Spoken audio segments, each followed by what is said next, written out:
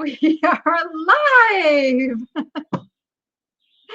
Sorry for being just a little bit behind today. I just skated in the door from getting my tire fixed. For those who see me out on Facebook, yeah, I had like the flattest of flattest tires the other day, and so I have been on a spare that is a different size than my other tires, and I have all-wheel drive, so I guess that's like some really, really bad thing for your transmission. So, and I have to go shopping today, so I needed to get that tire fixed, and that's the only time they could get me in was at 11:30. Whew. Whew, I'm just gonna breathe. But oh my gosh, you guys have some questions today. First, let me introduce myself. I am Danny Ackerman, also known as the Niche Lady, and I was thinking about this. I help committed e-commerce sellers get to the fun part of their business and make some money and did I say have fun doing it? So that is what my philosophy on niche is all about, is to where you can go to that thrift store or yard sale or whatever, and you just know what you can pick up and make a profit on. And that's because you're learning a genre of things that go to a genre of customers. So a lot of times people think niche means, oh, I just have to sell clocks, or I just have to sell glass, or I just have to sell toys. No, that's not what it means. It just means that you learn what your ideal customer out there is looking for, and that all of your stuff kind of works together, which also helps you in the search algorithm. No, I wasn't shopping for tires. I don't. So my car has 157,000 miles on it, and it is literally like limping along. It's a 2003, but you know what's really cool about it? It's paid for.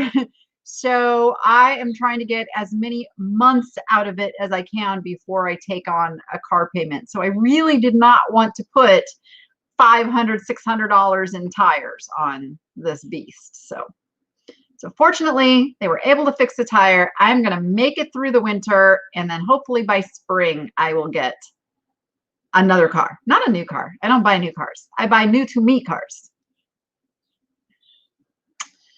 I could do a segment on Etsy stores, probably not this week because we have a lot of questions this week, but a lot of the principles that I teach are for Etsy, Poshmark, Cherish.com, Mercari, anywhere that you sell, because I will tell you, all of these search engines, all of that technology and the algorithms and things, like, they may have some differences, but they really work the same. Yeah, I've kept the miles off of it as much as I can. Yeah, it's been a good car. It has been a good car. I do synthetic oil. Absolutely. I do the synthetic. Yep. You betcha. Yep. It's out. Synthetic oil still makes the stain on the driveway. I will tell you that. Yeah.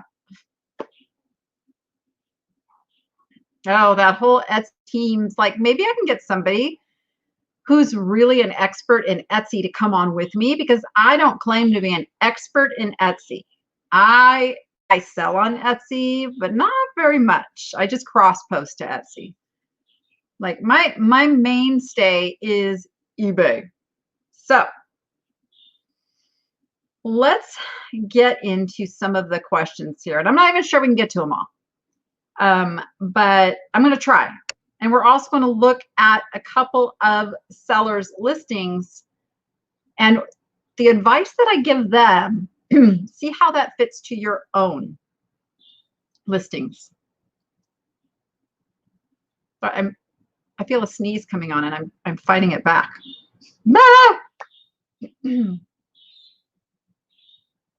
Okay. Gosh, it's always something. I don't know. Can you guys hear the birds? The birds are very, very happy today. Very happy. I love their little peeps. So, okay, let's see some of these questions. Is there some setting that can be shut off so eBay doesn't keep telling you to lower your price? So this came from Teresa Carlson. And Teresa, I don't know if you are in the live chat. So what I can tell you is I don't pay attention to eBay's pricing. I really don't. Obviously, eBay wants you to sell it, and they know that, you know, obviously if you lower the price to like a bargain, somebody's going to jump on it, right? So I don't play that game at all. In fact, I'm going to talk a lot about pricing today. I talked a lot about pricing in the video I put out yesterday. If you watched all the way to the end, I had a commentary.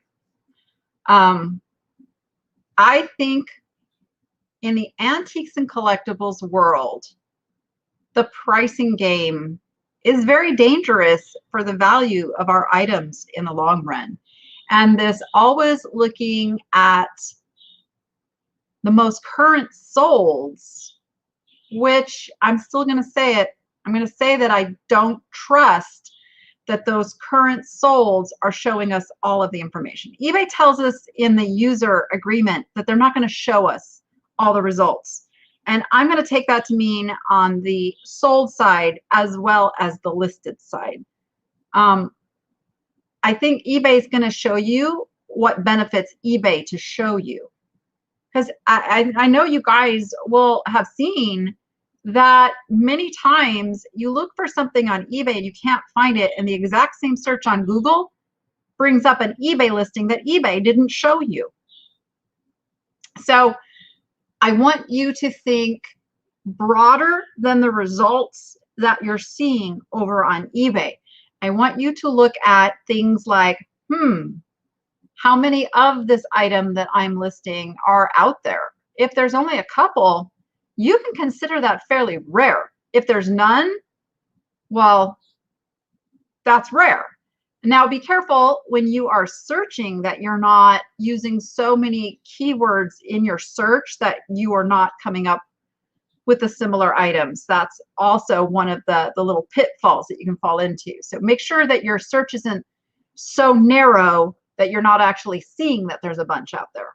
Okay, so you need to look at the range of solds, and my advice is to always list on the high side. Always list on the high side. Why? Because you can always come down over a certain amount of time. There's always a point where you can sell the item cheaper, always. But there's never a point where you can go back and say, oh, I wish I'd have listed that for double what I did. Okay, so I always say err on that side. Yeah, there's a big difference between the phone app and the computer, and I recommend listing on the computer. I think you can do some things through the mobile app, maybe make your drafts, but come finish them on a computer because there's things that are just not the same. You're on your third watch and taking notes. Awesome. I love that. Oh, Roxana, email me again. I get so many emails. Things are getting lost. So just email me again. Email me again.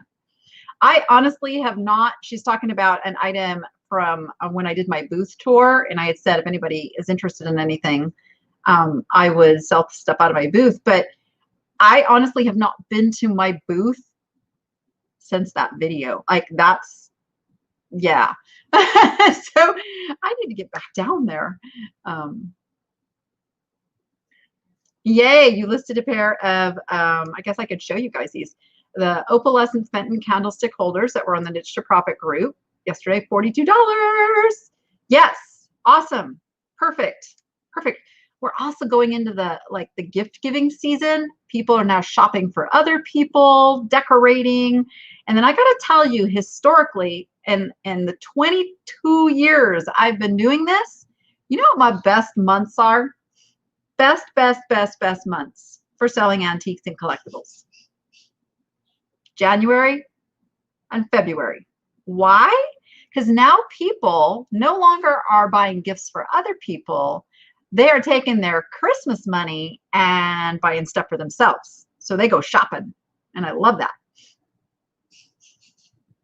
Oh, Rowena just picked up a plique à jour plate at Goodwill. And remember that I showed one a while back. Yes, awesome. Awesome. Where do I search or research items for resale pricing? eBay.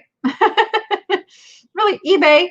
And I do use WorthPoint. And in fact, I just signed up. I will just tell you this. I'm going to start adding a link for WorthPoint down in my descriptions because I became an affiliate for them. Now, that is not why I promote WorthPoint, but I'm going to be full disclosure that, yes, you sign up for WorthPoint, I'm going to get a little tiny piece of that.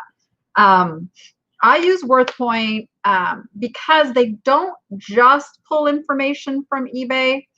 They pull information from hundreds of auction houses around the country as well. And they're always looking to pull in information. They're actually working on pulling in information from other sites like Etsy, Mercari, Cherish, all of those too, so they can give like full scope of things. But I mainly use WorthPoint, not so much for the pricing data as I do for the identification data, because even though eBay has Terapeak now available, a lot of times if you go past that 90 days, there's no pictures. So you might see a title that says something, but you have no idea if that item is the same as what you're selling. But if you go over to WorthPoint, you will see, you know, the pictures.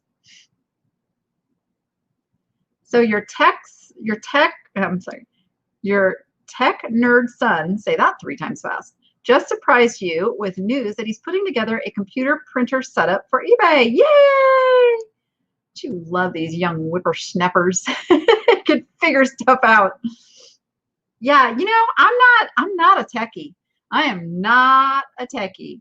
I have to find the easiest way to do things or ask others. Like when I first started to do this whole live streaming thing, I had no clue how to do it over here. I went to my friends who were already doing it and said, hey, how do you do this? And that's how we learn. And I love that in this community, we can reach out to one another for that stuff. Hey, I don't know it all. Believe me. Sometimes I actually get called a know-it-all. I'm like, that's the day that the day I stop learning is the day that they're putting me in the ground. Okay. Because I believe we spend a lifetime learning, and I love learning new stuff. I have learned so much stuff. Somebody asked if I could do a video on the fire and light glass that you've heard me like out in the thrift stores. I'm looking for it, talking about it. And honestly, I can't. I don't have the knowledge to do a video on fire and light. I'm right now in that phase of gaining knowledge. So I count on people like Yvonne, Thrifty Rich. Go watch her video. She made a whole video on the fire and light because she finds a lot of it, and she's kind of the one who turned us all onto it in the YouTuber thrifter community. And then now Jocelyn, Crazy Lamp Lady, has found a couple pieces in the wild. I have yet, that I know of, to find a piece in the wild. I have not gotten my hands on it yet, and I need to get my hands on it so I know what I'm looking for. Once I do that, believe me, I'll share with you guys. I'll share because I have no idea what it feels like. And a lot of my glass learning, like I can pick up a piece of Fenton and tell you it's Fenton. It has a feel. Murano has a feel. American Brilliant has a feel. Like glass is very textile. And once you get your hands on it, then you're gonna like have that brain recognition of what you got in your hands. So there we go. 50 awesome items. Woohoo! You didn't call a hoarder. That's really funny. Yeah, I think if a lot of people walked in my front room, they would think I was a hoarder. My first, I guess it would be like a formal living room, dining room combo room. It's quite large. And it's my eBay room. So that is where all of the incoming stuff goes. And at times it does look pretty bad. I've been working on it. I'm getting caught up. I know, and a lot of you say like, oh, you bought that thing, you know, in that video. I'm like, I'm about 2 weeks behind. Some shopping trips I found that I never even got listed, which is really bad. I don't suggest doing that. In fact, this last week, I didn't put up any new thrifting videos. You know why? Because I needed to get through the stuff that I already had. Otherwise, yeah, we do tend to become a little bit of a hoarder. So we don't want to do that.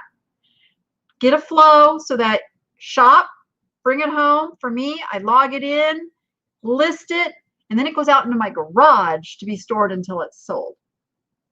And that's kind of my revolving cycle of stuff. Woo, you just found 2 pieces of fire and light out in the wild. Yeah, I'm dying to find some. I wonder how long it's gonna last. I wonder how long that little phase is gonna last. All right. What other questions do we have? We talked about that little pricing thing. What should you put in the description? Stand by. Let me show you one of my drafts. Oh, it's making me sign in. Hate that. So give me a chance to adjust the screen you're seeing too. So I'm going to actually show you a listing that I'm working on. Oh, I didn't even start that yet. Okay, there we go. All right, let me blow this up a little. Come on. Oh, I'm blowing up the wrong screen. Goodness gracious. Over here, computer. There we go. All right, can you guys see that okay? We'll make it big. I can do this and make it bigger. Okay, so I'm listing this little seal guy here. And my title, he's not listed yet because we still need one more picture of his signature. So he is a Corlett Collectible seal figurine, 1994. So you've got all of my information up there in the title. By the way, if you have a lister working for you, this is a great place in the drafts. If there's still something needed, just throw a note in there, because now mine go back through and they go, oh, okay. They fix it and they don't remove this. They just add done and the date for me. So then I know, going back through the drafts, which ones I can launch. Okay, so then we come down, see my pictures, and here's the item specifics. You want to fill in as many of these as possible. Actually, it's resin. See, this is where I have to kind of like double check them. And here's my description. I copy the title back into the description. Okay, so that's my exact copy and pasted title. Sometimes I will take that and maybe like take out, like if I have color and year, I'll give that its own line. Then I say a little something, cute, small, beige, colored seal figurine statue laying on his side. So I kind of like spelled it out just a little bit more. Measurements, really important. Put those measurements in there, even though most people tend to not even look.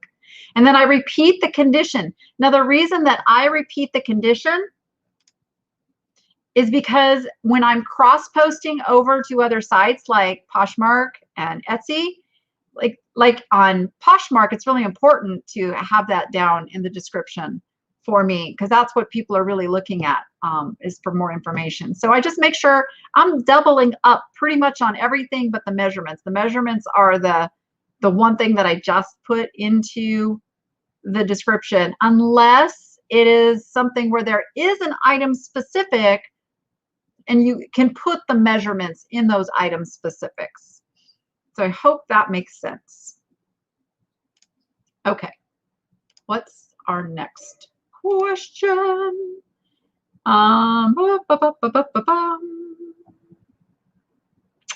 Yeah, somebody asked about, Anna asked about, she put 2 items on auction. If they don't sell for less, than your start price. No backwards auctions. So here's the thing I want to say about auctions, because I saw another question come through the group. Oh, by the way, this is the Niche to Profit group over on Facebook. lots of conversations and question answering, and I put a thread every week to kind of get these questions answered live.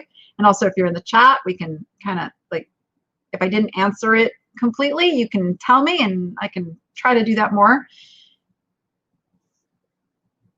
Tiger Purple says, I like to put something like no visible chips or cracks just in case I missed one. Yeah.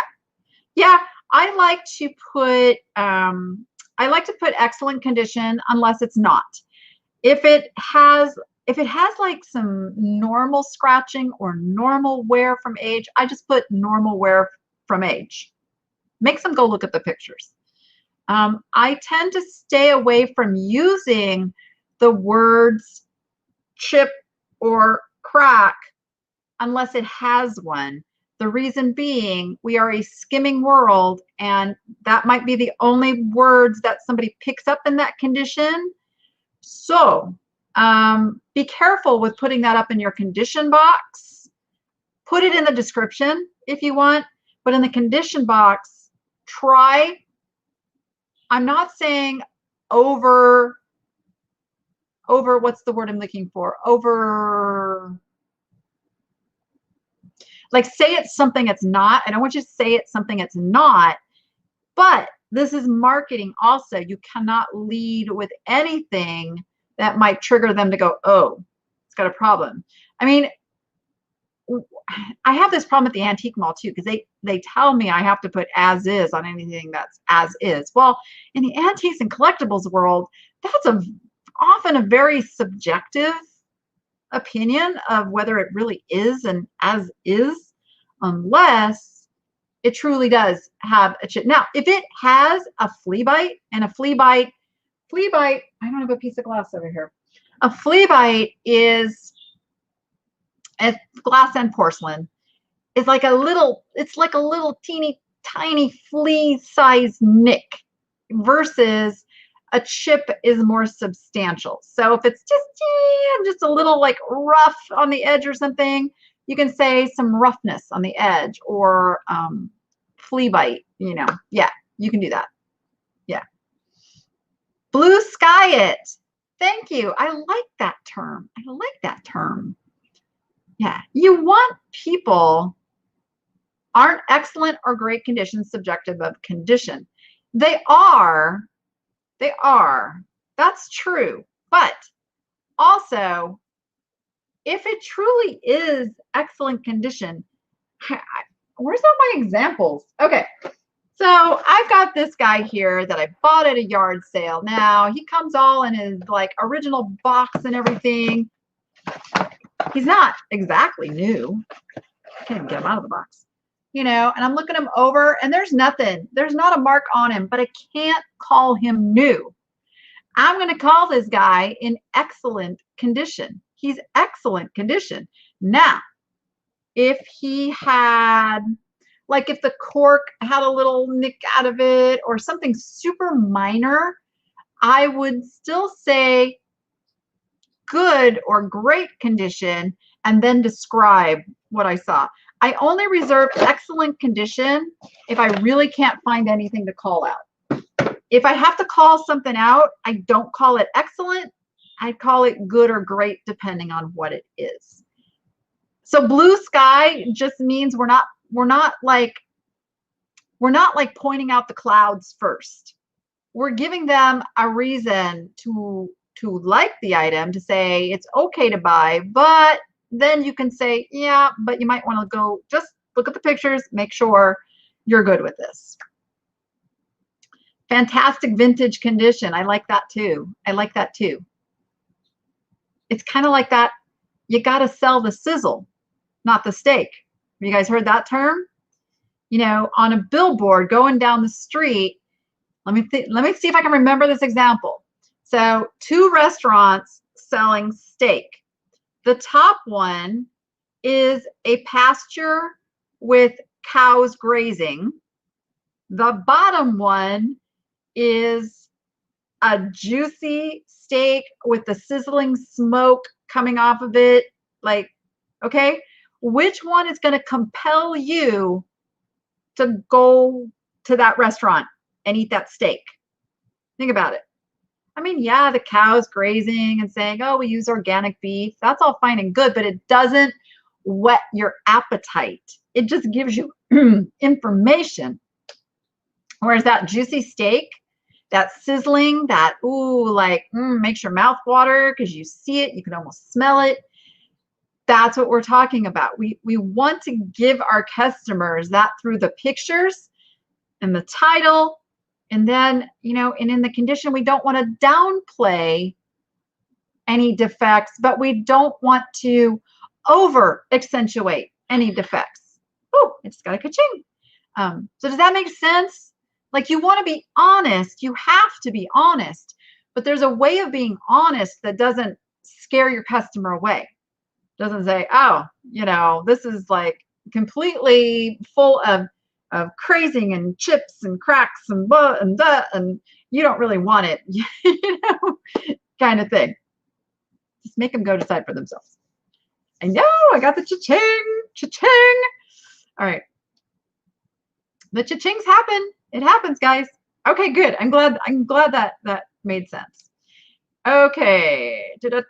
Oh, let's talk about free shipping, shall we? All right. I see a lot of questions come across about shipping.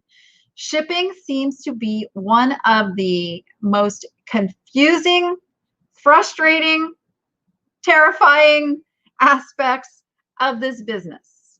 And granted, it is a little confusing, but you can keep this as simple as possible. So until you fully understand how shipping costs work, I don't recommend using free shipping, because free shipping requires you to know about what it's going to cost to ship to the customer that's furthest away, because you can really take a bath on profits by doing free shipping if you don't understand that.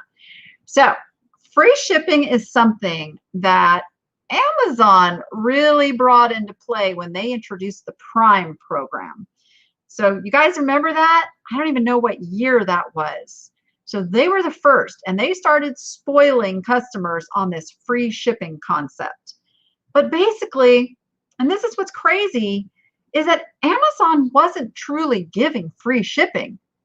They were charging, and this is in the beginning, they were charging $80 a year for that shipping.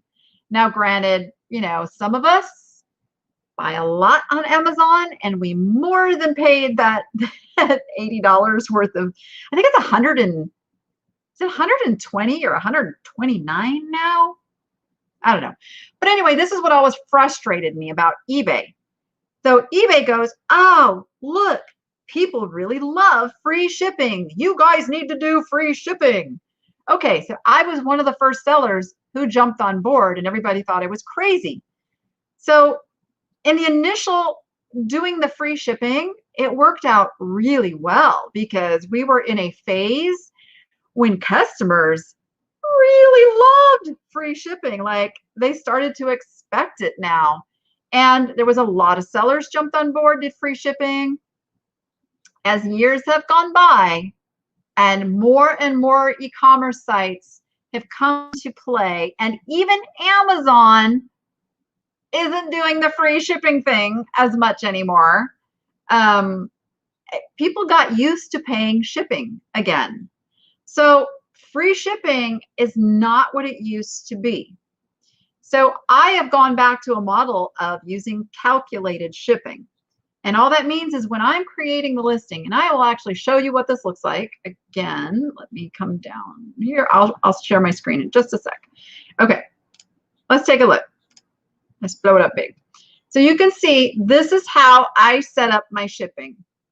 Here's your choices. You've got flat. That's something then that you have to put in. I don't recommend this. Calculated, cost varies by buyer location. This is great, because somebody closer to you is going to see a lower amount. So when you're doing free shipping, you have to figure in the greatest amount. So the person closest to you is going to see an inflated cost, okay? Then you've got freight and local pickup only. So I use the calculated, and then here is what I put for my first choice. USPS retail ground. And again, here are all the choices that eBay gives you. I used to use the FedEx Smart Post when they had a negotiated rate that was really awesome. They don't have it anymore. I never, ever, ever use Parcel Select Ground. It is not competitive anymore.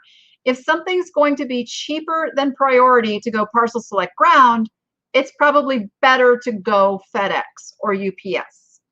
So this is the one I choose, mainly because even though I ship Priority mail 99.9% of the time, this gives me a little extra leeway on the expectation to the customer of when it will be delivered. Okay.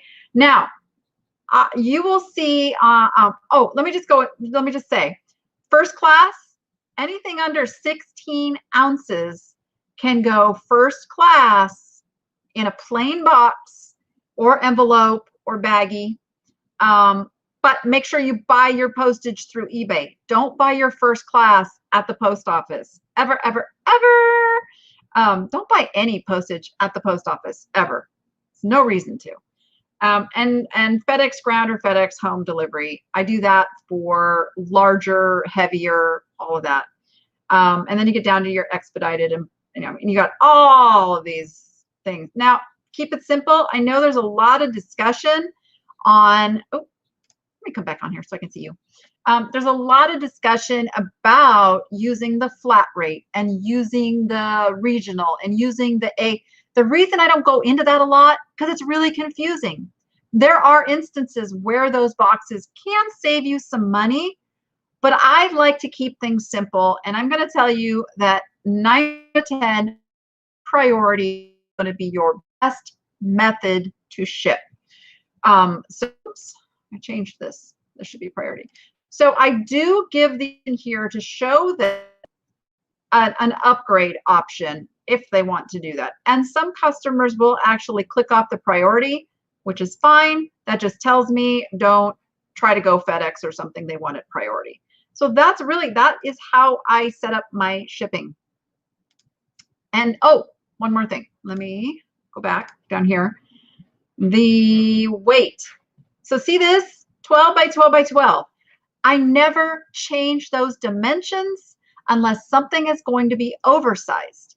And I know it's going to be oversized if when I add 2 to 3 inches to each side of the item I'm shipping, it comes out to larger than that 12 by 12 by 12. So it doesn't have to be a complete square. It can be 14 by 10 by 12, or it can be 16 by 10 by 10. See what I mean? That all fits in the 12 by 12 by 12, the 1 cubic foot. It's when you go over those dimensions, you start getting into oversized.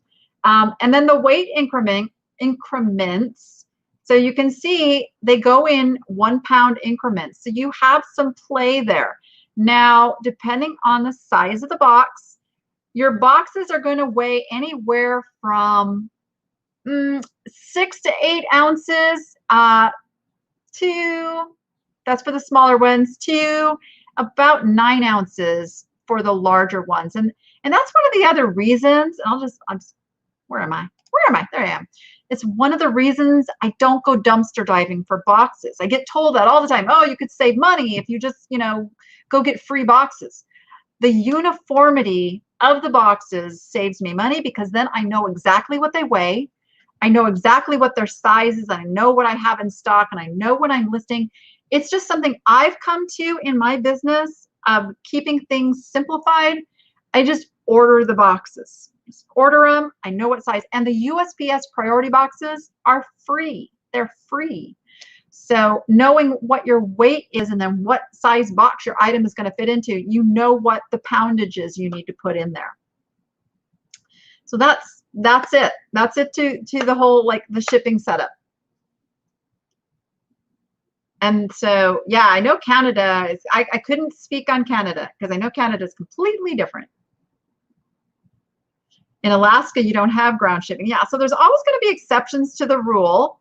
I think I speak, though, probably for the majority in the US. doing this. And then, if you've got challenges being outside of those parameters, and I will tell you, find someone who's been successful at it. And that's what I do.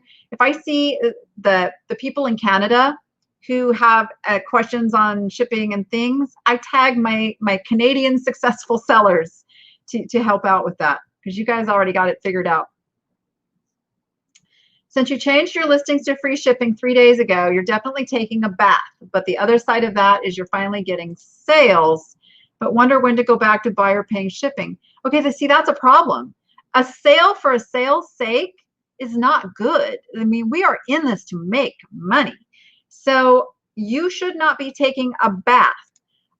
So here's the thing about free shipping.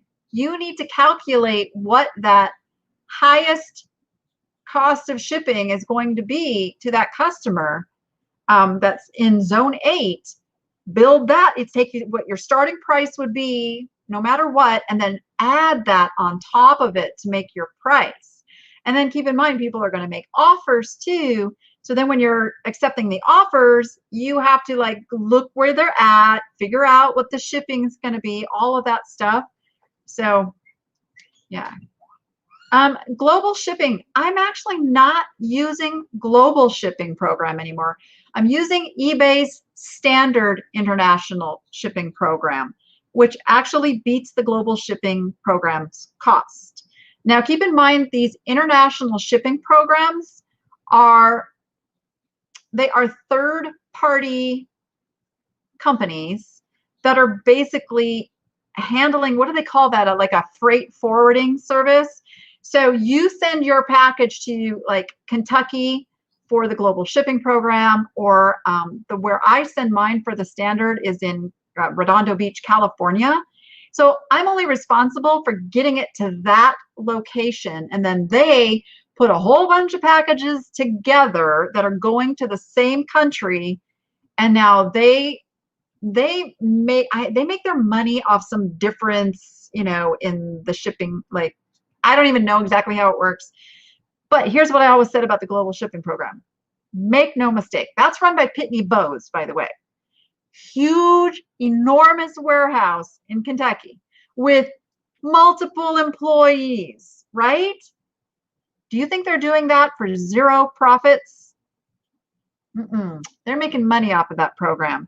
So that's where we have to like be careful and make sure that our customers are not paying that price. Even though we may not be paying that price, the customers might be paying that price, and that always concerns me. I will tell you, my international sales have gone down to just almost nothing the last few years. So I'm really at a point, I don't even worry about international sales. And in fact, with eBay and in the managed payments program, and now getting charged 11.5% on the total amount collected, I'm really thinking of not doing international anymore, because sometimes those international shipping costs are, $30, $40, $50. You're going to pay 11.5% commission on that. So I'm not real happy about that. All right. So that's shipping. Shipping. And again, I just want to encourage you not to let the shipping thing kind of boggle your brain. Find a very simple way to get going. And that's why I say the calculated shipping, adding 2 to 3 inches, depending how breakable the item is, on all sides for your measurement, and adding, 8 ounces to a pound onto the weight of the actual item is going to give you what you need to make it work. Yay, you got your mouse bang. Whoop, whoop. I think he was on the shipping video. Was the mouse on the shipping video, or did I do that in one of my midnight shipping madness in the garage strolls? Because sometimes I just turn the music on and I ship. I get ship done. Yes. Oh, let's talk about item specifics. Ooh, let's do that. Okay. The item specific on your Seller Hub, you are probably now seeing a thing that says, let me see. Hold on. Stand by. Stand by. I don't want to accept that offer right now. Okay. I'm going to show you. I'm going to show you what my seller hub looks like. Why not? Here we go. Here's my seller hub. Okay. You can see, got 9 things to ship tonight. All right. Add soon to be required item specifics. They're given, I've got only 63 right now. But here's what's super frustrating about this. And it is something if you go over to the eBay for Business page, you will see my posts and my comments. I am battling them heavy on this right now. So they're bringing up, oh, look at this. They don't even have my gallery picture.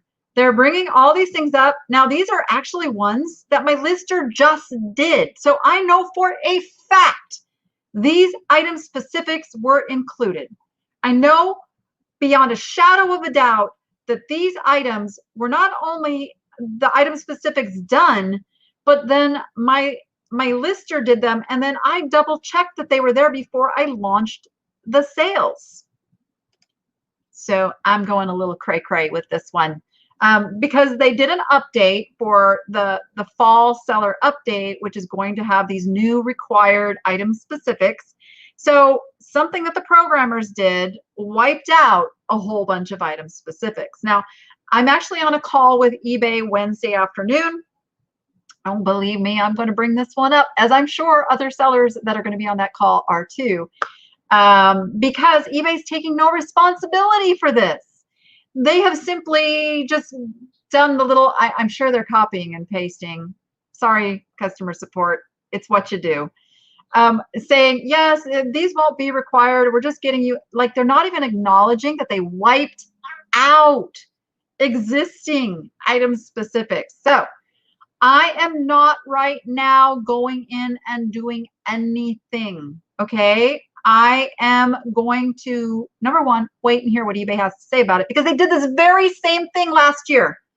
Literally the same time of year, it was this monstrosity of an upset in the eBay seller community, because there are sellers that had thousands of listings affected. Now, this one hasn't been quite that extreme, but goodness gravy, this is the same thing they did last year, and they did not learn from that mistake. Now, last year, they actually put something in place that made it easy to like fix it. So I'm hoping that they are working on something. So I'm not doing anything right now until they first acknowledge that there's a problem, because who's to say, and I've actually seen this, people are going in, doing all this work to fix all their item specifics, and eBay's wiping them out again.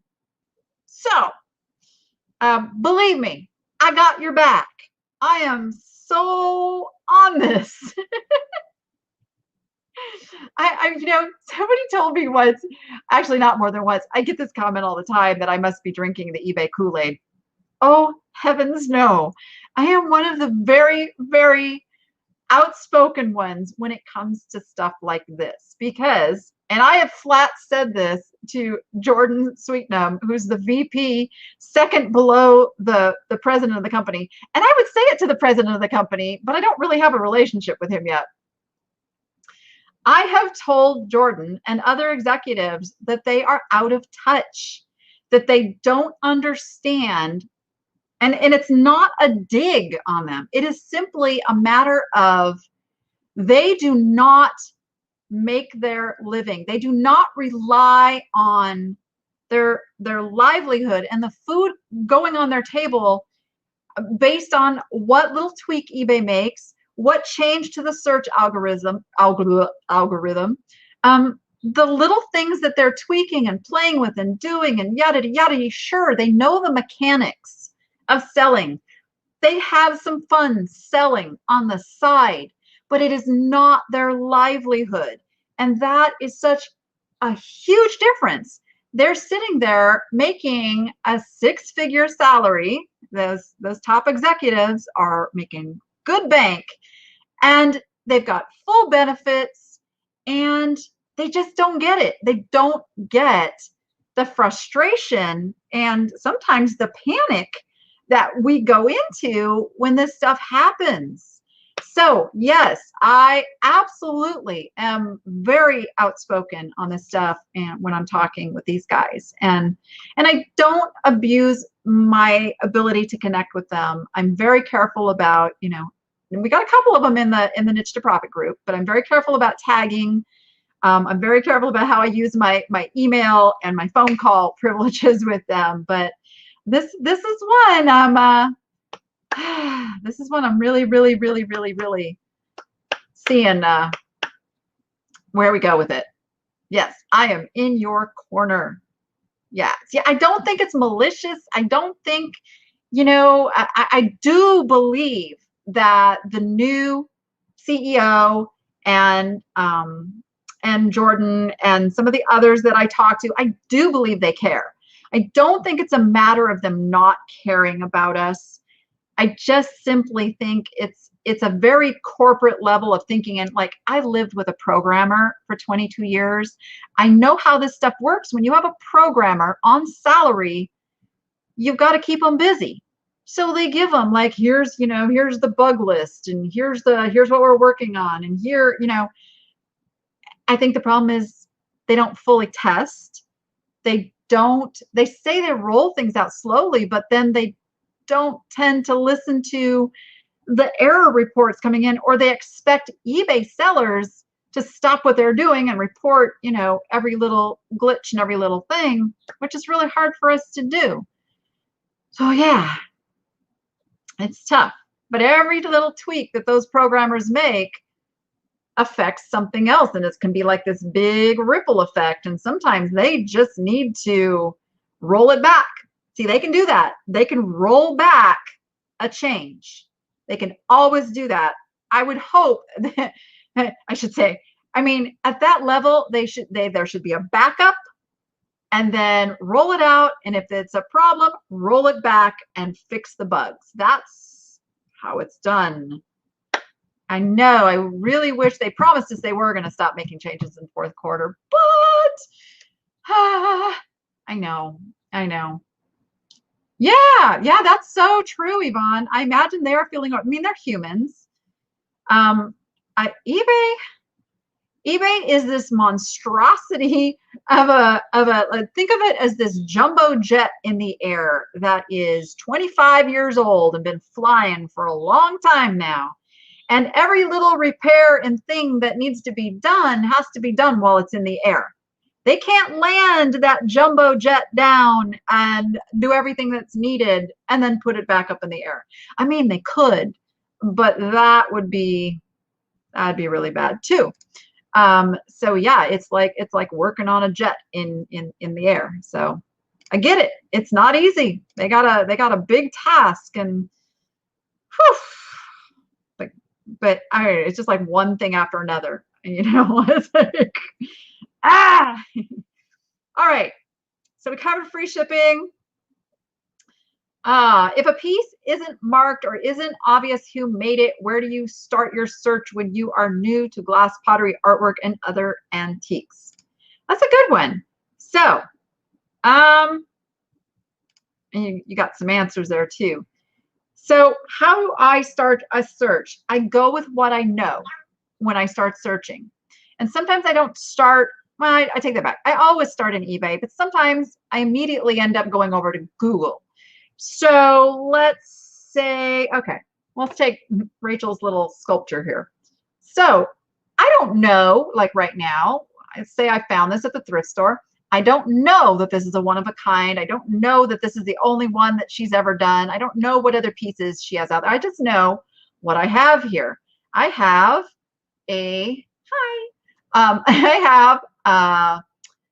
is a Rottweiler dog sculpture. And that's what I would start my search with. Now, I know I'm not going to find this exact one, right? And I'm not even going to find any with this artist's signature because I know they're not out there. But what I will find is some similar items like, okay, let's just do this live on the spot. So how would I make a decision? So what did I say? I said Rottweiler dog sculpture. All right, and I'm always going to sort by highest first. That's what I want to see. Ooh, I like him. So I'm going to look at the actives. I'm going to see what's out there. Now, I also know that my item is not bronze, so it can't go by that. I'm like, okay, I kind of like these prices I'm seeing here. So let's go into solds. Now, I only see one for $19.99 and they took a best offer. Am I going to make my selling decision on this?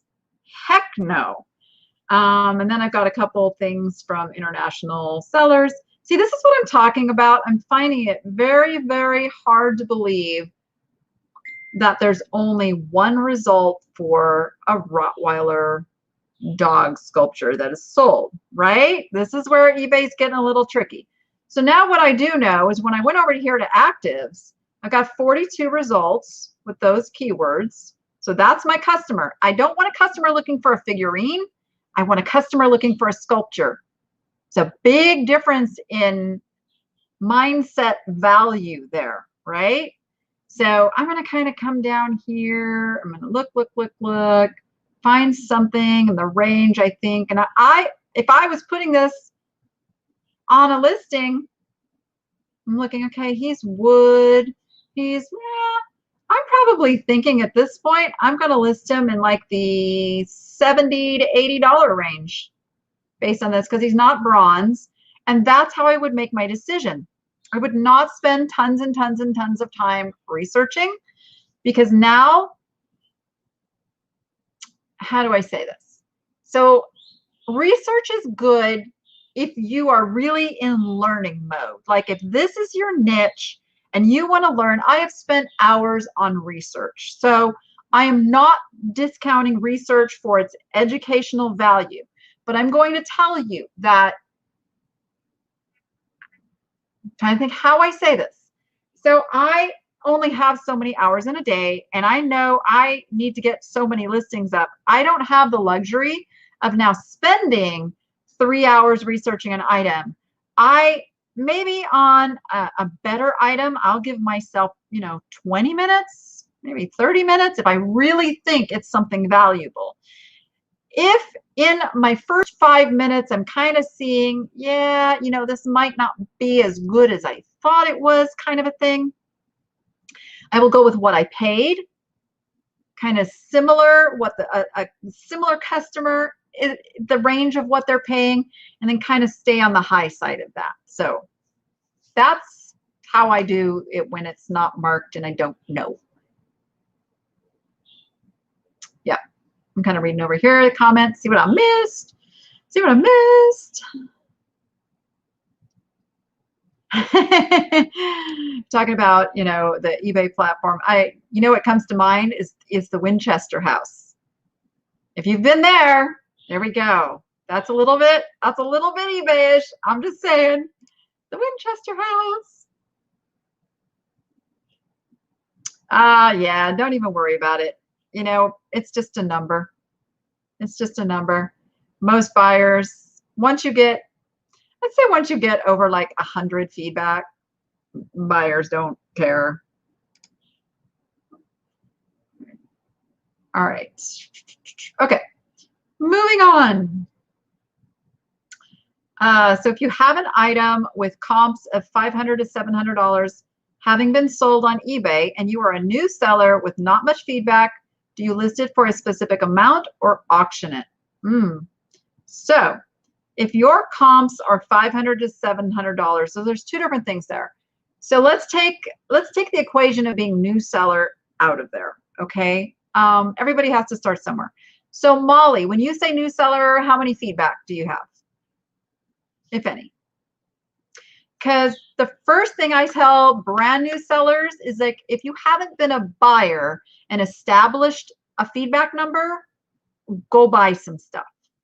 I've even seen people say to go do a search and sort by lowest and buy some of those, buy it for a penny with free shipping. I don't even understand that business model, but there's stuff out there. And just get the feedback built up and just get a number there. Because honestly, on your listings, I will show you here. Hold on. Stand by.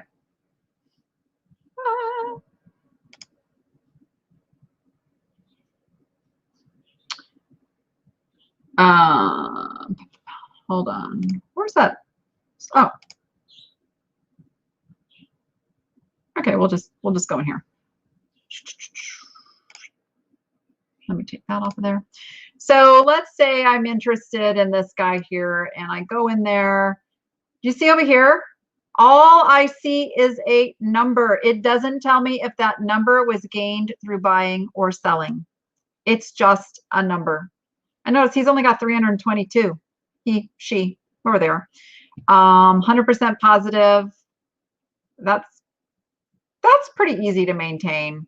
It can be tough if somebody, oh, I keep meaning to see if we can get rid of these. Keep forgetting, but yep, that's it. Again, down here, just a number. And I would bet that most buyers looking at an item like this aren't actually really even looking at that. So here's the beauty of selling on eBay and the platform and what they have put out there for the buyers. They've put a lot of the confidence factor out there for you. They know they're protected if something goes awry. So I don't want you discounting anything because you're new. I want you selling stuff at or above market value. So the answer is whether or not to put it on auction is more based on factors of if the value is really kind of an unknown. If you think it could go for more than 700, put it on auction starting at 700. If you think that the value is pretty much that's where it's at, put it at a fixed price, a little above what you would hope to get for it with best offer, and let somebody make you an offer. You have 25. That's good. You're good to go. You're good to go with 25 feedback. You've got a number. You're not a brand newbie. I'd say put it where it belongs. And again, I mean, I would say if you've seen what, can you tell me what the item is? It would help if I actually knew what the item was, and I could give you go through the thought process on whether I would put that on auction or not. A lot of the stuff I put on auction also has like sometimes a little bit of damage, sometimes something that causes it not to be pristine like other pieces. Some of it is like, well, I think this is the market value, but it potentially could be a lot higher, like in a lot of the glass. You know, there was several pieces that I'm going to start it at auction at a price that I think it should sell at, but it could go higher. That's kind of, if you're a new seller, people could possibly try to rip you off. Let us address that. Yes, they could. They can do it whether you're a new seller or not. They do tend to go after the new sellers. I'm actually working with Brian Burke. Those of you in the group may see when somebody posts one of these circumstances where it's obvious that it is a scam situation, I'm tagging Brian Burke.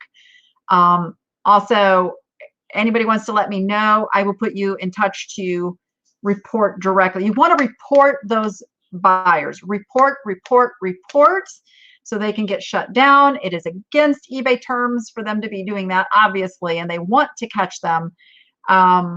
You just have to be savvy. And if you are listening to my voice right now, you are now savvy to it.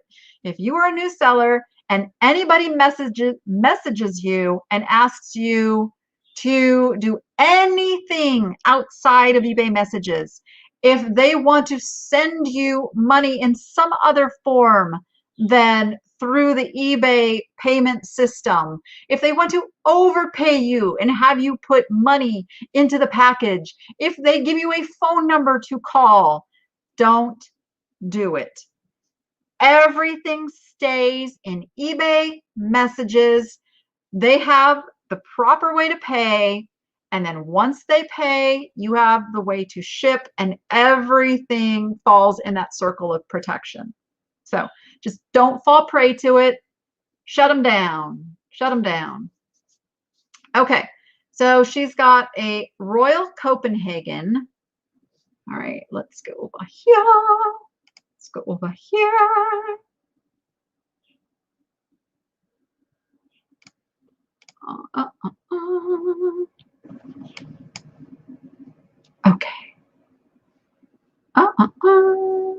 So we have a Royal Copen. I'll share in 1 second. I didn't forget.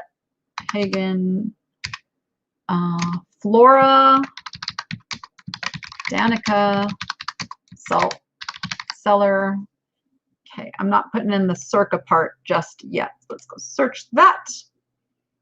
Okay, so Royal Copenhagen, Flora, Danica, Salt Cellar. Purdy. All right. Is this yours, by the way, or have you not listed yours yet? See, this is a new seller, so if that's not yours, let me see. Lag. I'm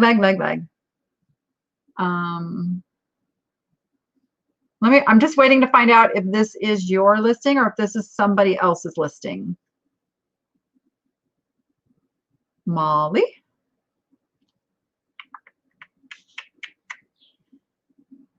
I wonder why this is so pricey.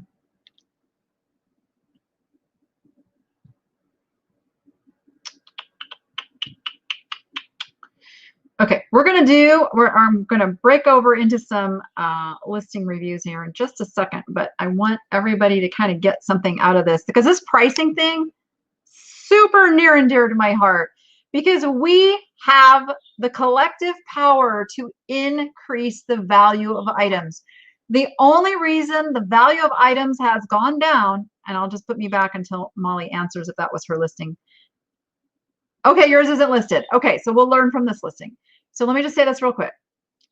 If we all in this vast community of resellers of antiques and collectibles start listing on the higher end of the things we see, prices are going to creep up because it's all about supply and demand. If a customer cannot get the item for less than $700 from anyone, guess what? Well, either nobody's going to buy the item, and that very well could happen. I'm not saying that couldn't happen, but the true collector who wants an item is going to pay the market value, and we set the market value. We do that. So don't play the pricing game too much. Okay. Let me go back. So this is not your list. So this is a listing for $700. Now note, it's also the only one out there. Here's other salt dish. You know what? I'm just going to take this word. So here's an important lesson. When you are doing a search, watch the words you're putting in. Notice salt cellar only brought me one listing. So I take off seller, boom. Now I've got two listings because this seller calls it a dish. Wow. Wow. Here we go. Now you've got a range of $700 to $1,600. Now we know anybody can list anything for whatever price they want. So let's go over to solds. And what we have is $739.98 on this one. That was on auction. Here's one. They took a best offer off of $569. 567 with 30 bids.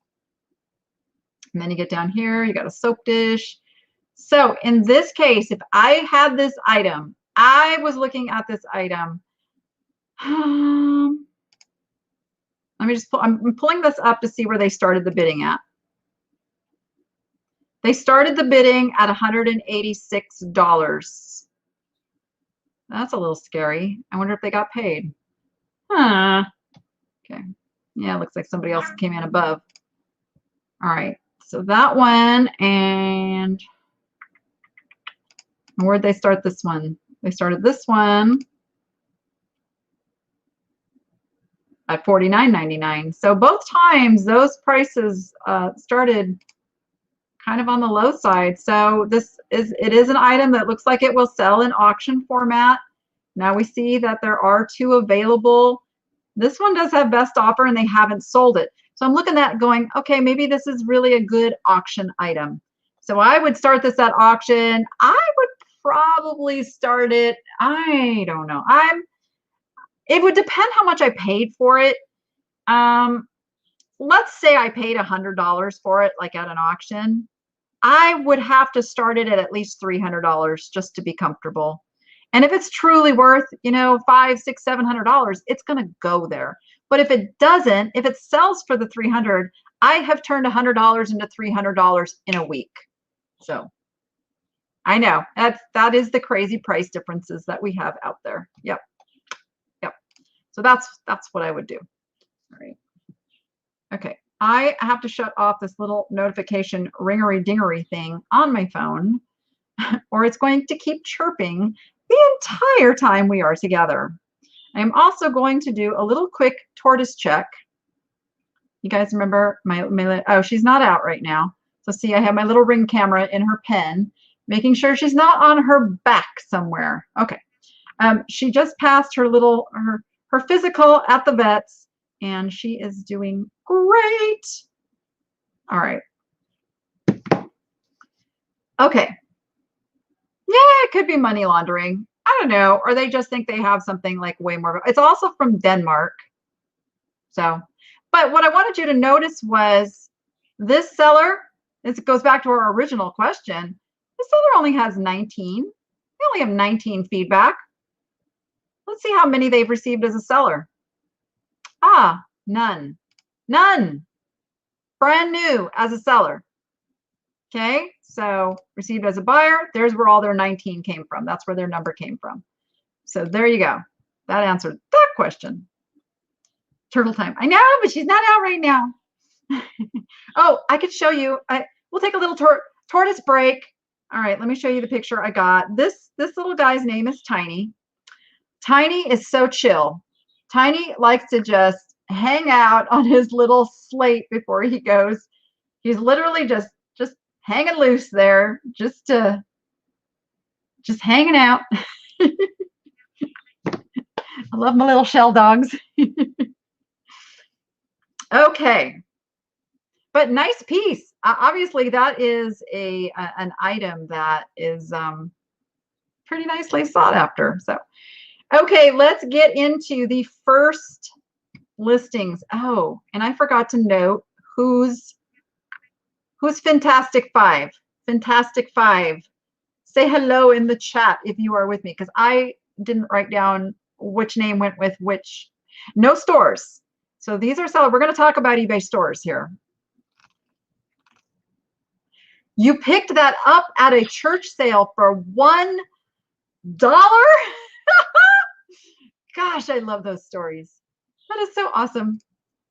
See, it's a little addicting to be able to go out there and do this stuff, isn't it? Isn't it great? Gosh, I love that. I love that. You found you found a Batosi lava glaze for $1. It's because, I'm sorry, if you're a millennial and you're watching this, I'm sorry, but I'm going to say it. You guys are throwing your parents and your grandparents' stuff away, landing it into Goodwill, where we are snagging it up, which don't stop, because I love it.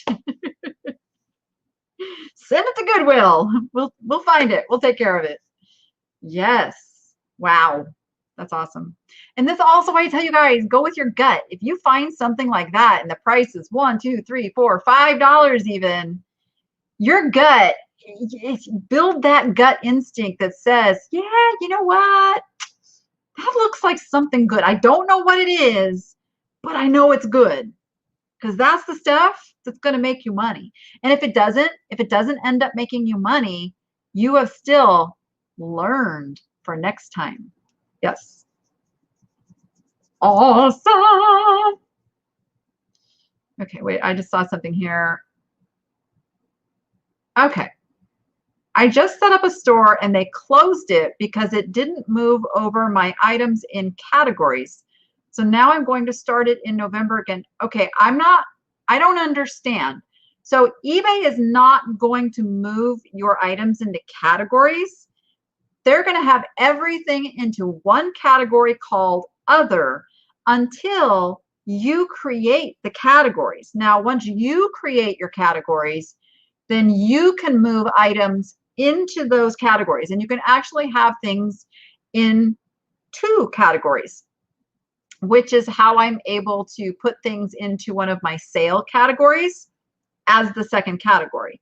So Rowena, if you could explain to me what that means, if there was, am I missing something about, did you create categories and then it wouldn't let you edit the items into categories, or tell me a little more there, because that shouldn't be a reason for, I mean, they shouldn't close, and you really don't want, oh, Julia, okay, you are great, awesome. Because when you guys get a store subscription, I'm going to highly recommend you give it the 12-month commitment. And what that means is you're going to get a better monthly price on your store as long as you say, I'm going to do this for 12 months. Now you can upgrade anytime in that 12 months. Upgrading, perfectly fine. Downgrading, they will go back and charge you the difference on, you know, what you paid and the difference between the monthly versus the yearly. Saying annual price does not mean you have to pay for the whole year up front. Not what it means. It just means that you're making a commitment. So I highly recommend do this. Do this. Commit yourself because you can do this. All right. My auctions are Fridays at 1 p.m. Pacific time. 1 p.m. Pacific time. Okay. So let's go into Julia's listings. All right, so Julia does not yet have a store. Oh, what did, oh, my Rollo software just updated and switched me over to that screen and kind of freaked me out a little bit that I lost you guys. Woo! Whew! That scared me. Laura says she did the year commitment and haven't been charged. I'm guessing they charge after the first month. Yeah, so sometimes depending on when in the month you sign up, they prorate a portion, and it could be a sizable charge. So don't let it freak you out. It's just them play, like, because it's eBay and for some reason they can't figure out how to simplify the accounting. Okay, don't get me going. Starter store equals 1 coffee a month. Seriously, it's $5 a month for a starter store. $5. And what the starter store will do is give you the ability to make categories, organize your listings, run run promotions, like doing the markdown sales and all that good stuff. So absolutely. Whew, there we go. Got that all spit out. Okay, so here's Julia's listings. I'm going to sort this by newly listed, because what we list in the beginning isn't necessarily how we're listing now. So let's look at the most recent. So what do we got? Vintage butterfly cafe kitchen curtains. That looks really good to me. 2 panels, sheer white, 29 by 36. Yeah, so if you are going to put a measurement in the title, this is perfect. Put it all the way at the end. Now also make sure that that is in your item specifics, which is not. So make sure you can add item specifics. So in this case, if eBay didn't give you that item specific, create your own. Add a custom item specific so that you can put that measurement into an item specific, because on a mobile phone, this could get hidden. All right. Excellent description. Love it. Let's go back up here. Pictures, pictures, pictures, pictures. And I know this is a really tough item to get, like, what the gist of it is, but if you could find a way, and I'll show you why here. So let's go do a search for vintage butterfly curtain, kitchen curtains. Let's say your customer typed just those words in. So I'm going to go with best match here, just for the sake of, this is what the customer would come up with. Well, okay, so also, do you know why it's showing me your listing first? It's because I was just on your listing. So, and it's probably going to, like, if you do like an offer to watcher, it's probably going to send me an offer too. just because I've hovered on it for a while. But so you can see here, see how they've kind of got them laid a little bit more in curtainy, is that a word, curtainy, layout here. Make customer can kind of see more. So that's what I would recommend if you could do that with your listing. Now what I'm going to do is sort by highest first. So I see you've got $50 curtains. We got 32. We've got 25. Let's go to solds. 27, 24.95. Ah, anybody know what I'm going to tell her? What do you think I'm going to say on this listing? Oh, they're just, oh, so you just have the panels, you don't have, yeah, I would still like try to lay them out so they could see them. But I'm still going to give the same advice. I'm going to give the same advice. I'm going to see if anybody else can say it.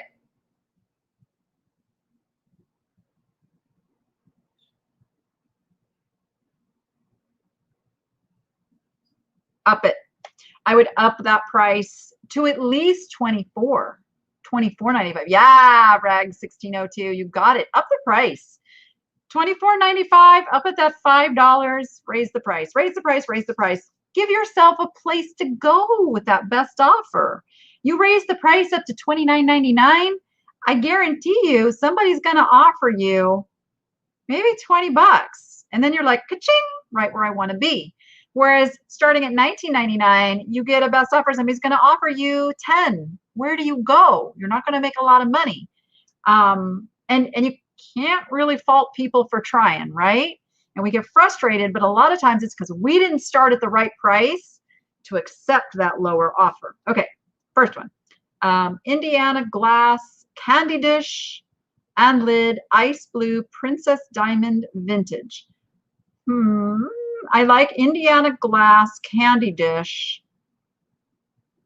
I'm always torn on the and lid or with lid part because they can see it has a lid in the picture. And you've got some other words here, blue, princess diamond, I'm going to think is like the pattern.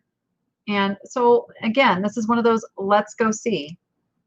Let's go be your customer. Indiana glass candy dish. If I was just putting in those words, oh, I'm going to get 780 results. You go with, oh, I'm in sold. Let me go into, well, let's look at solds first. Let's just go sort by blue. No, we don't have a hen. So it's diamond point. Is yours diamond point? Is that what I saw? Diamond point? No, it's just like that lid is kind of a diamondy. Okay, so it's not a diamond point and it's not a chicken. So it's blue. Okay, so the blue princess is blue princess or princess candy box dish Indiana. Okay, so they got this one $29.99. So I'm going to go back up here and refine, assuming that my customer knows it's a princess thingamajigger here. So 29, 24.95.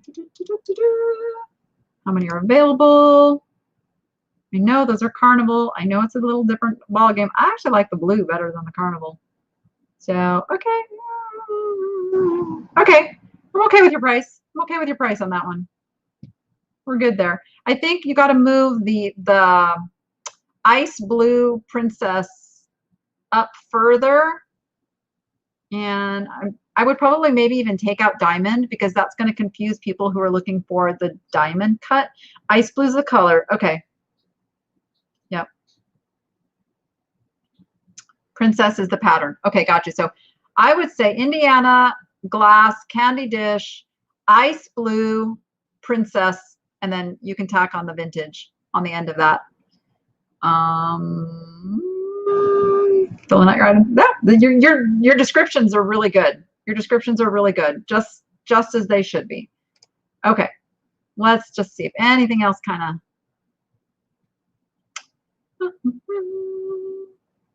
Okay, I see. Now we're going into free shipping. So if you're listing a tie for $8.99, the cheapest shipping you're going to pay out there is just under $3. So right now you're going to list something for $8.99. You're going to pay $3 at least in shipping. So now you've brought it down to $5.99. You're going to give eBay at all, if you're still on PayPal and not managed payments, either way, you're still going to be giving up like another $1 and change in fees. Okay. So now you've only made $5. So now you have to really decide, is that worth your while? Is that worth your while? And you've got best offer. So I'm going to encourage you, if list this kind of thing, if it's like the only thing you have to list, but concentrate on those higher end items.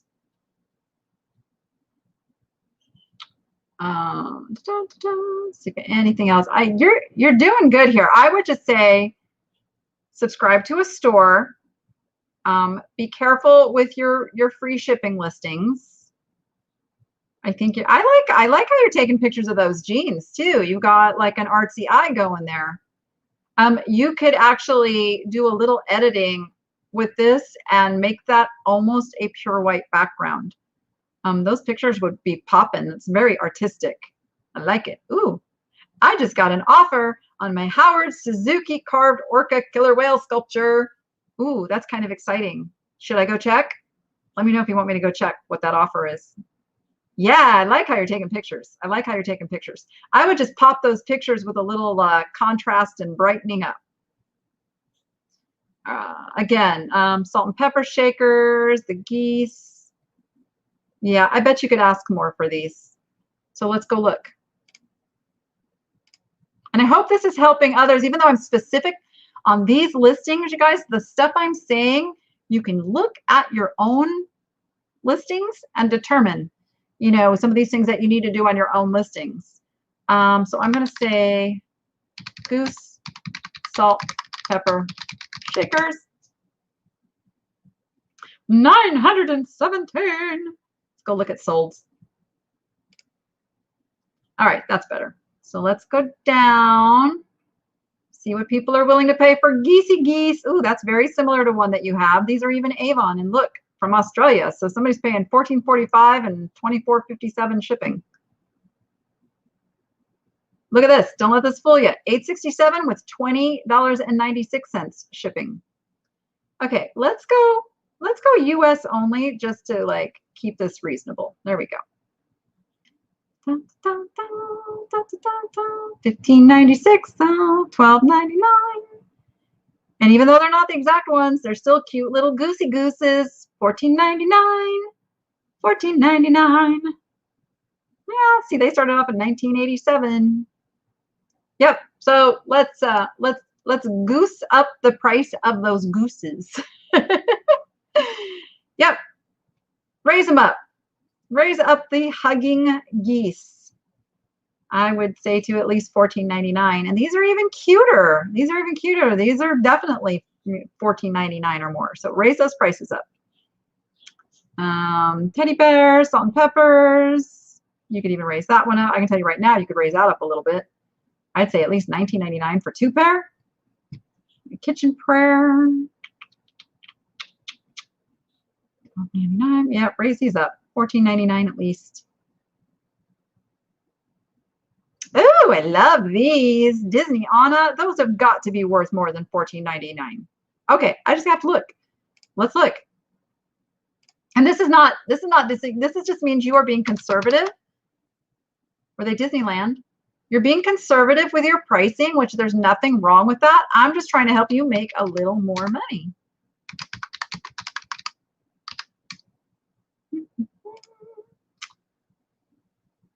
You guys know I'm a Disney freakola. Oh, hello. Hello, hello, hello. I knew those were worth more. Now, granted, these are in their original box, but nonetheless, $40. $40. You've got your price at what? What?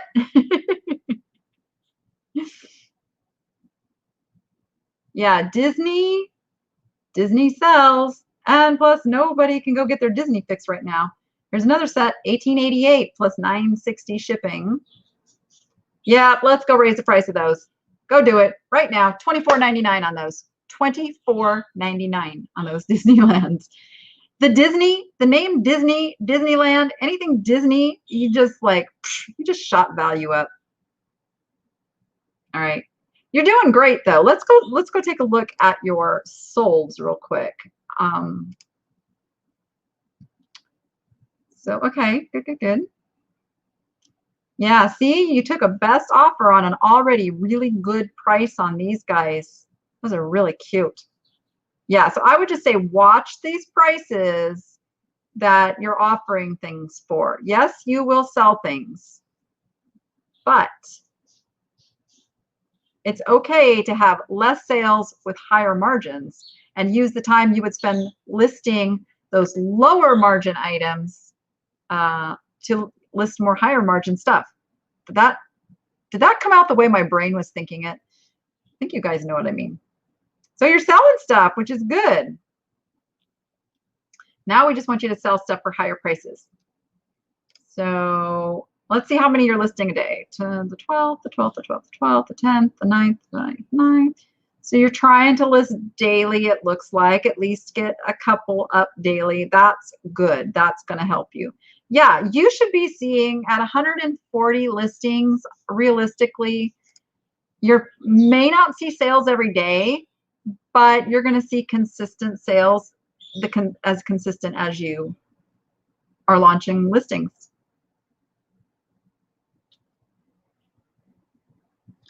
And I haven't been watching any questions over. Oh, I just got another ka-ching. Okay, now I have to look. I must look. I must. Oh, that's so cool. Okay, you guys, I'm going to do it right here live on the show. Let me go over to my zip. I don't really want to show you. I want to keep my buyer's info private. Let's see how I can do that. Let's see if I can. Okay, just don't look, guys. Don't look at the buyer. Here we go. Am I going to take this offer? I had him listed for $500. Am I going to take this offer? You guys decide. What do I hit? Would you take this offer?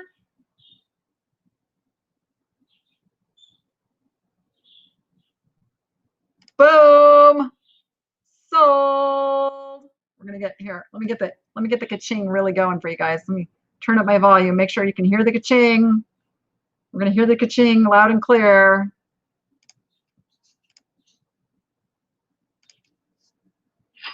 There we go. It wasn't very loud. All right, $400. I had it listed for $500. The only comp I had ever seen on a Howard Suzuki item was $300, but I upped it to $500 because there was no other one listed. Boom, just like that. I'm so glad to be able to show you guys how that works.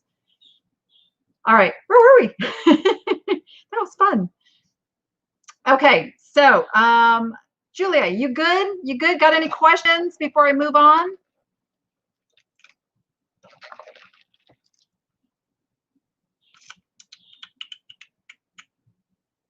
You can't see it. You guys, you want to see the item that just sold? I can show you the item that just sold.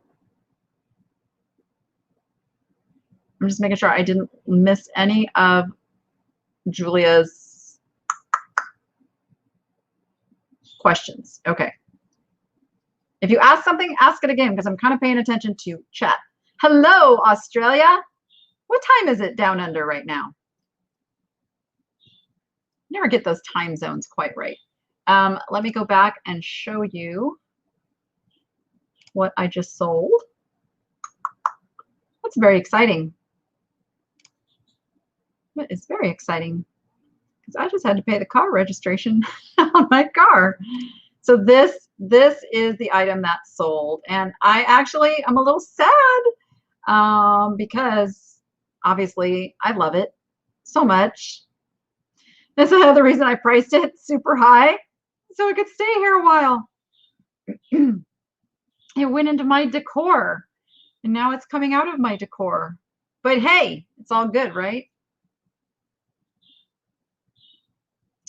All right. 7:30 a.m. on Tuesday. So you are like a day and a half ahead of me. It's always like really wild for my brain to grasp. Yes, he is an orca. He's an orca. He's made of wood. He's really beautiful. Super beautiful. All right. So that's what just sold. Yay. Okay. So Julia, I don't know why I have this frog in my throat.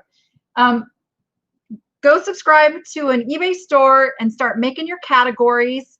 And so because you have clothing and you have collectibles, so for you, it's even more important to get those kind of divided out for your customers to shop easier. Then you'll have a link to a store that you can like send out on your social media and stuff to get people to come shop at your stuff and stay in your store. And then you also, and this is what I tell everyone, make a category or two for clearance items. And instead of running a sale on everything in your store, because who wants to put the items that they just listed yesterday on sale already, right? Don't want to do that. But you want to run a sale on your older items. So the way you do that is you have a category, and after a certain amount of time, the item is listed, you can not move, because you're not moving it. It stays in its regular category. You're adding a second store category called clearance or whatever you want to call it. I have one that's 25% off and I have one that's 50% off.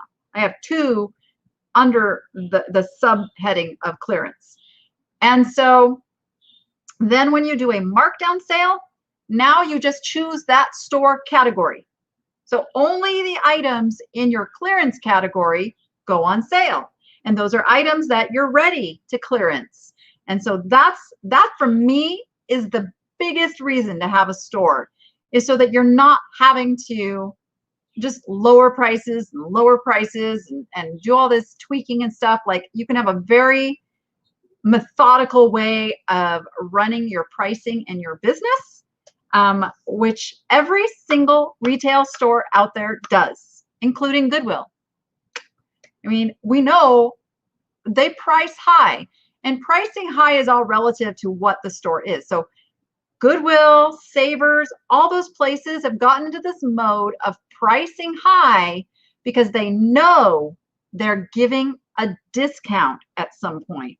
That's why they're pricing so high, because they know people are going to come in with a 20, 40, 50% off when they run the sale kind of a thing. So they are hoping to get the most money out of it, but are ready to run it on half price so that they still make good money. I mean, it's just retail pricing.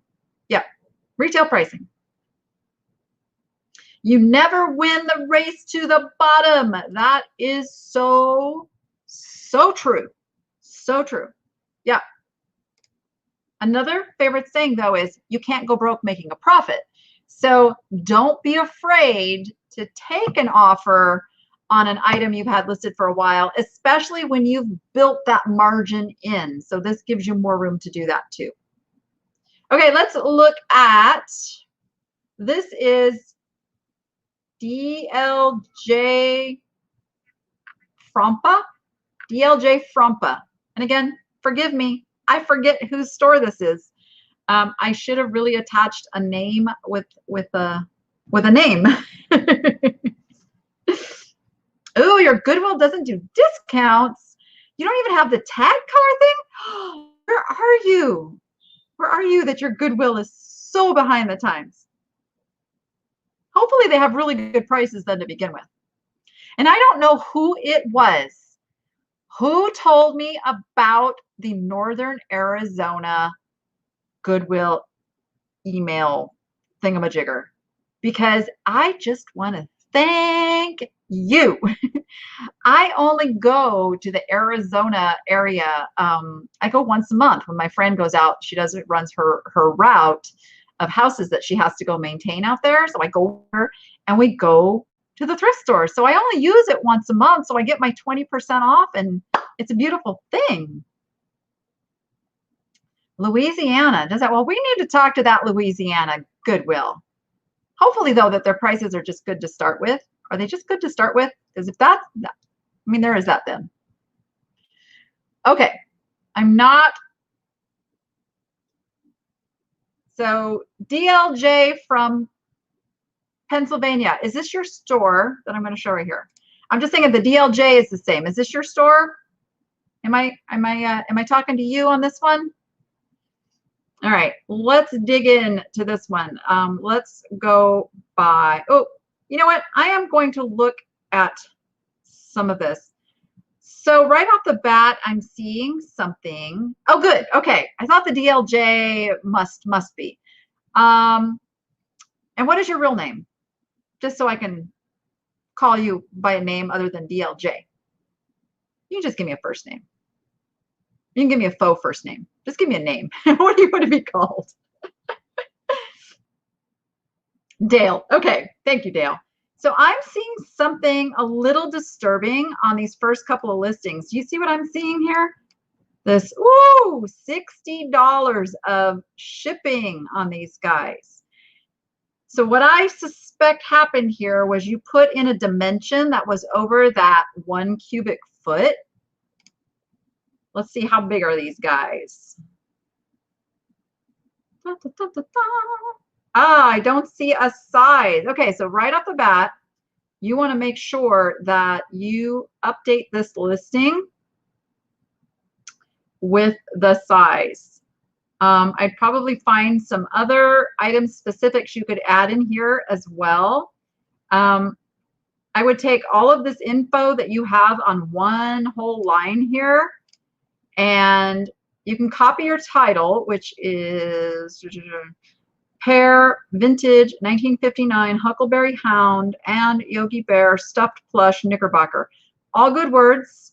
I don't have a problem with your title. And then, okay, so your title is here. Put your condition down on another line. Put your, I wouldn't say shipped with USPS priority mail. I don't play my cards on that. I leave myself open for options because, like in a case like this where you go to print the label on this and you find out that, oh, priority is $60, but UPS is only 35, right? So you want to give yourself options. But I would also say, well, how big are these guys? You want to add their measurements here. I would add the measurements also in the item specifics, and then I'd also take this information you put in the item specifics and add that to your description. So you want the item specifics and the description to back each other up. Okay, how big, did you tell me how big they are? And I'm just missing the comment over here. Let me see. La, la, la, la, la, la. Okay, so if you put the size in one of the pictures, just like I did right there, as a buyer, I would get frustrated that I couldn't find the size right off the bat. Okay, so 15 inches.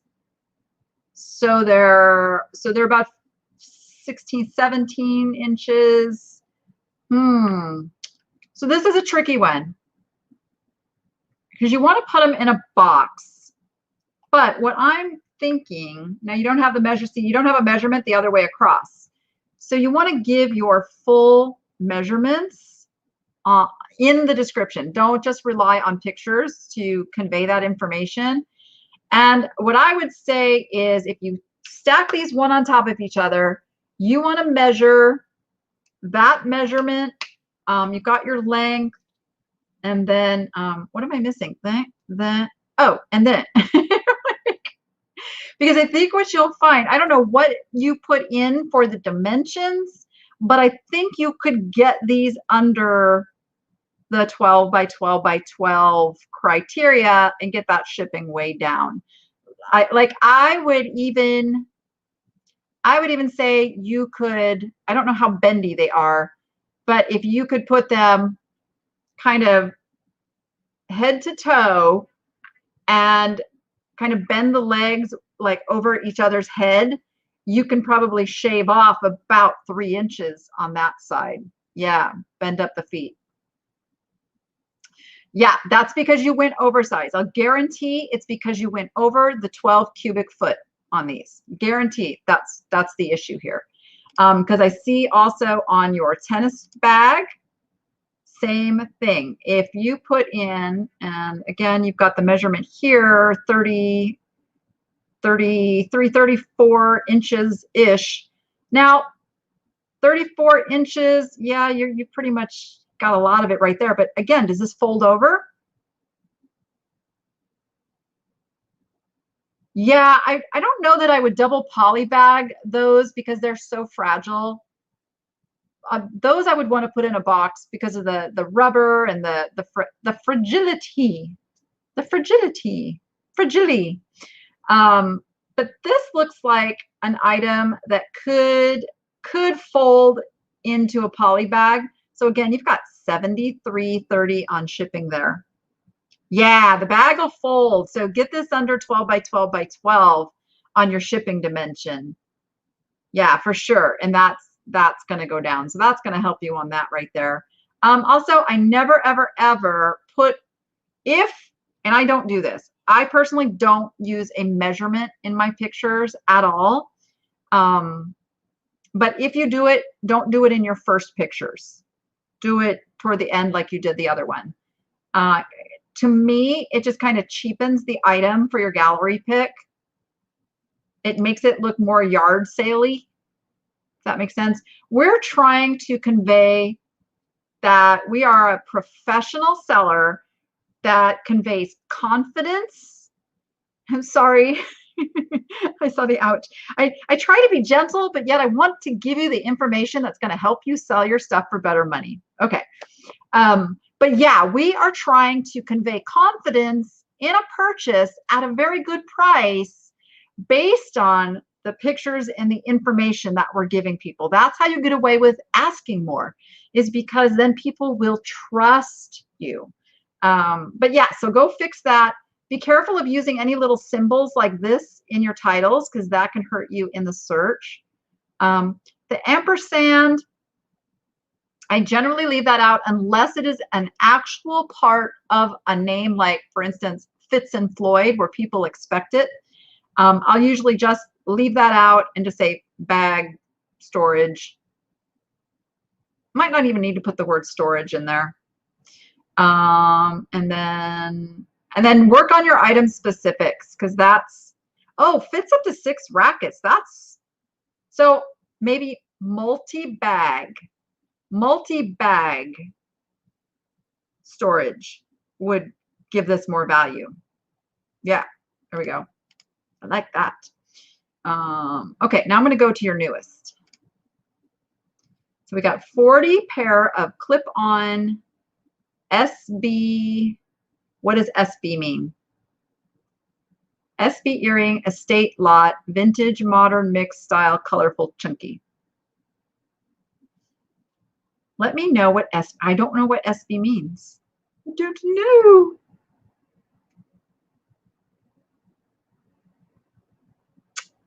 I know we have this little lag thing. Oh, screwback. See, I would have no idea. I think that needs to be spelled out. So you've got a lot of words and you're probably going, okay, what do I take out of this title to do that? 40 pair. Are they vintage?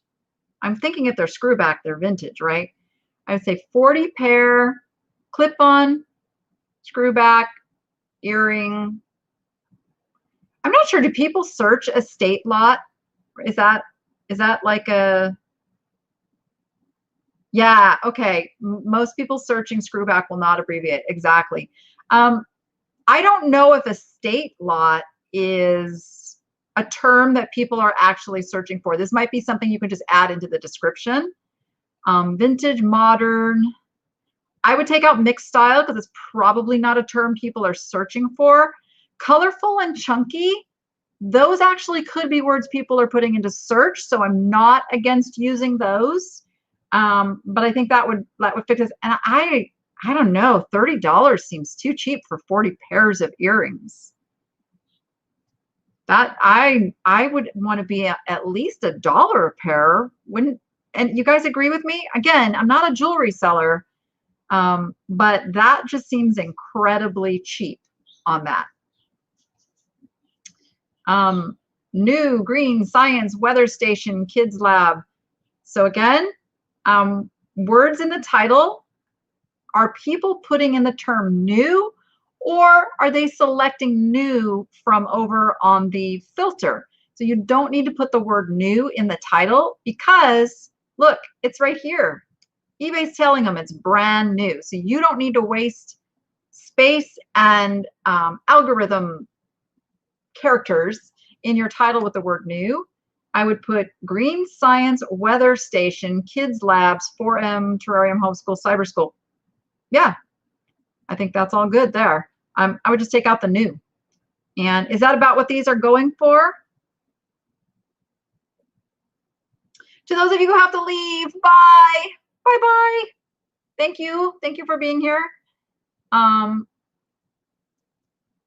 be done soon. I promise. Okay. Because I still have to go. I have to go to Goodwill today. I wish I could figure out how to live stream from the thrift store. I'm going to figure that out one day. And then I'm going to just take you with me. How fun would that be? Okay, let's go look up Green Science Weather Station. Green Science Weather Station. And, oh, well, would you look at that? Okay, what am I going to say, everybody? Say it with me. Just say it with me. Now, I see these down here. I see that. I see they've sold cheaper. You know what? I don't care. I see somebody was willing to pay $21. So let's go look how many are out there too. Oh, look. We got $19.99 with $9.60, $20, $21, $22, $19.99. Okay, yeah, that's what I thought. Whoop, wrong one. Here we go. All right. Thank you, Jessica. Yes, raise the price. Raise the price, raise the price, raise the price. $19.99. You know, you don't have to be at the top, but at least get yourself up to $19.99. Because I would bet somebody's going to make you an offer around the $12 range, and boom, then you will have your price. And again, you can also work on these pictures. You guys want to see a little bit of demo on how to fix those pictures? I can do that. I can show you real quick because it's so important. Let's see. How do I do it on one I haven't already done before? Let me stand by. Get ready for takeoff. Where's my drafts? Let me show you this one simple little tool. And now I don't think they have this on the mobile app. This is why I highly recommend you do your listings through a desktop. What do I have a picture of that I can do? I guess it doesn't matter. I can throw in any picture. Okay, this is not going to be for this item, but I just want to show you this. I know, I haven't brought you on here yet. I'm just going to, let me get my photos added here first. Okay, I'm just going to, come on. Oh, I'm frozen. Okay. All right, I'm going to let these load, and then I'm going to share my screen. Okay, I'm just going to show you this real quick. So these are my raw photos. I haven't done anything to these photos yet, except I took them on a white background with some decent lighting, and you can even see my sheet is wrinkled. You guys see that? You want me to go full screen on this? Let me go full screen. This is important. So I could list these with this picture, and they would probably sell, right? But I want them to pop. So right down here, you have tools. Also, I take everything in square mode. Square mode, super important, especially if you are cross-posting, because a lot of the other sites require a square picture. Okay, so that's why it's a square. It's all filled in here. Now you can, you know, if you need to flip your picture around, you've got this little tool, but this is the baby right here. This is the magic that's gonna happen right here. Watch what I do. You start toggling these little switches here. See my background? See what I just did? I just made that picture a perfect white background that's going to pop off the page. And as long as you have a white background, you're going to be able to do that. I'll show you on the next one more time. The little sun button, boom diddy boom, boom diddy boom. Just play with it. Boom. That's it. And you know what? If you don't like, you start second guessing it or something, you can go boop and you can undo it. Yeah, this is like, I do every one of my listings this way because it literally takes, you know, a few seconds to just play with these little toggles here. You don't want to change the color of the item. You're just making it pop. Boom, just like that. That's the beauty of a white background and good lighting. That's it. Took all the wrinkles out of my sheet even. Yep. So that's how you can make those pictures pop. So I realize I've never actually shown you guys how I do that. You can pop those pictures and look just like those stock photos out there. Yep. Yeah, this is in the eBay listing flow. This is in like me adding the pictures in the eBay listing flow. Yep. It's right there when you add your pictures. Yeah. Now, like I said, I don't think it's on the mobile app. It's on a desktop. So you don't have, so I'm seeing a lot of people saying they don't have an option to do some of this stuff. Make sure you're not in a simple listing form. I didn't even realize that that was out there and that that was a thing, but apparently there's 2 ways to create a listing, and I'm gonna like, I'm gonna try to see if I can find if that's, nope, I don't even see it. I don't see it, but I know there's like a simple listing. So I would ask, just so I can be savvy on this, if you don't have the options you're seeing me show, can you send me an email at thenichelady@gmail.com? And I would love to walk through that with you and see what that looks like so I can help people get out of that mode. Because, yeah. Oh, I love that, Jessica. All your advice gave me 6 listings in my very first week. Thanks so much. You are so welcome. You did the work, though. You did the work. Sales, not listings, sales. That's even better. Yeah. Oh, mobile friendly setting. Yeah, get out of that mobile friendly setting. Yeah, because this is such a vital tool. Yeah. All right, let's get back over here. So you're going to raise your price on that. And I would say now that I've kind of helped you with that a little bit, you know how to go in and search and raise up these prices that need to be raised up. Okay. Fix those shipping amounts. Big lots of jewelry. See how these pictures are dark? So you can go get those brightened up with that tool. You got Disney cars. Yeah, okay. You're on the right track. And how many are you listing per day? Let's see. Ah, see, I see some gaps. I see some gaps. So, looks like you're trying to get daily, right? Okay, daily's good. And let's see if you are selling stuff. Little stuff is selling. All right. Yeah, you definitely want to start getting those prices up so every sale is, and see, here's a good point. Here's another thing that happens when you price this stuff on the low end. And I hate stereotyping, but over 20 plus years, this is what I've seen.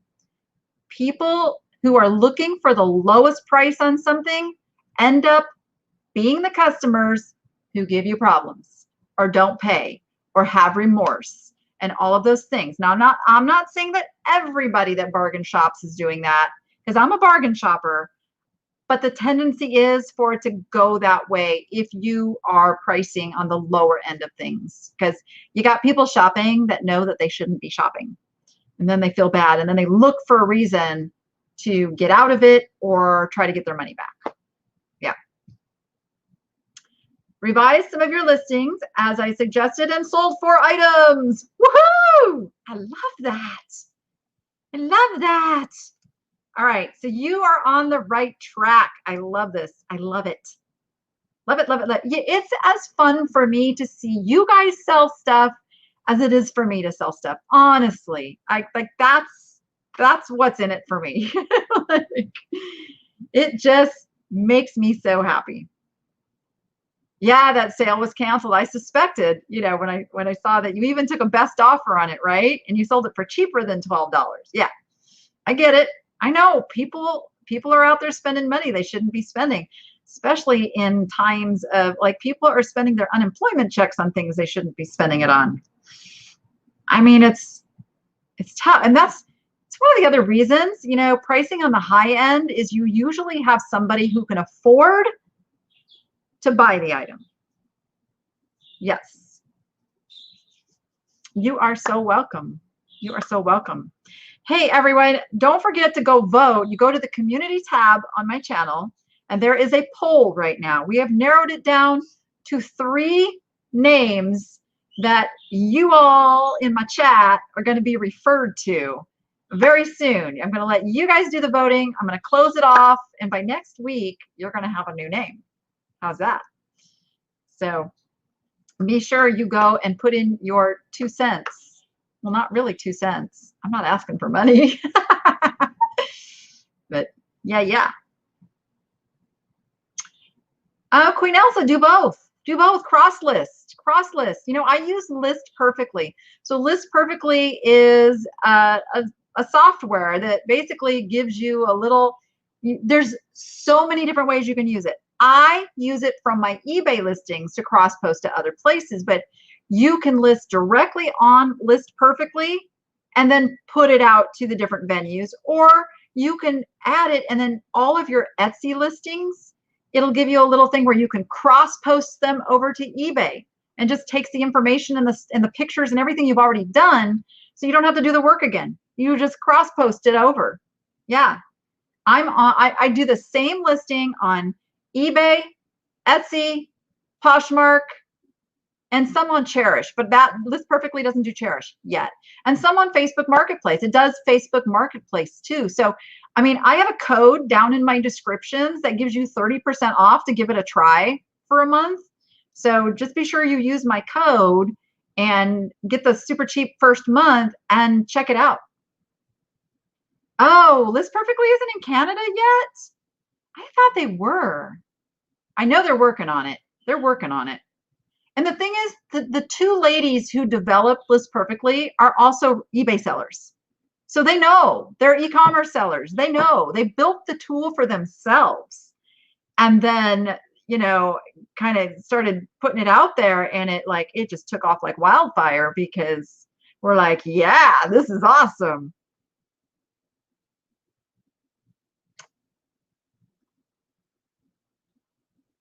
So Patricia, where can you go to learn about shipping? We talked a lot about shipping today, a lot.